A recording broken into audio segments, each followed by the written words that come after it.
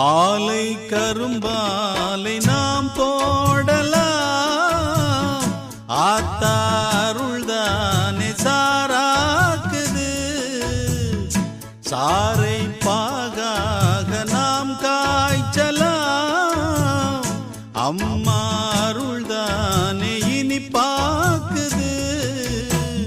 செய்தொழில் நேர்த்தியுடன் செய்திட வேண்டும் என்று அக்கறை காட்டுகின்ற சக்கரை தேவன் இங்கு ஊர்மதிக்க பேர் விளங்க வாழ்வதெல்லாம் உன்னருளால் தானே. வெள்ளிக்கிழமையிலே அம்மா உன் வாசலிலே பாட்டெடுத்தேன், உந்தன் பெருமை